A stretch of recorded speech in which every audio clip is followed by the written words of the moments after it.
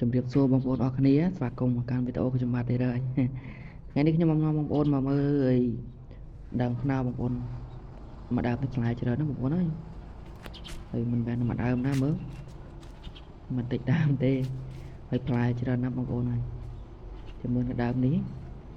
ផ្លែក៏គួរសមដែរមកដើមផ្លែ4ទៅ5ដើមបងប្អូន4សំទោសមកដើមផ្លែទៅ4 5ផ្លែហើយផ្លែខ្លះក៏ល្អចឹងបងប្អូនខ្លះទៅមិនសូវល្អចឹងទៅគឺថាពូជខ្នោខាងហ្នឹងដូចជាតាខ្ញុំដឹងគឺចាស់គាត់ដាំតាមរបងវត្តណាពីដើមគាត់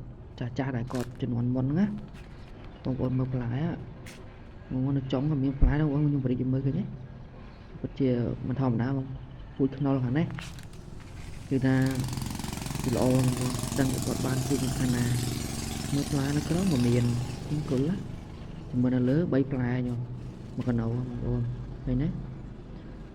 គាត់ជាមិនសរសើរមិនបានទេគឺថាផ្លែច្រើនណាស់ហើយចាំមើលទៅមុខទៀតគឺថាផ្លែទៅច្រើននេះបងប្អូនចាំមើលនៅចុងលើក៏មានគេណាផ្លែមិនចាញ់គ្នាទេមកដើមនោះមួយឆ្នាំទៅមួយឆ្នាំ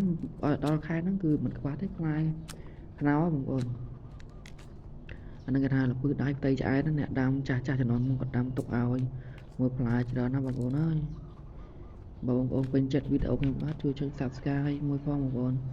គឺសញ្ញាកណ្ដឹងណាដើម្បីជាបានទទួលបានវីដេអូថ្មីនឹងជាកម្លាំងចិត្តបងប្អូនផ្លែអូយច្រើនណាស់បងប្អូនអើយហ្នឹងហើយបងប្អូនវីដេអូខ្ញុំបាទមានតែប៉ុណ្្នឹងទេសូមអរគុណដែលបានទស្សនា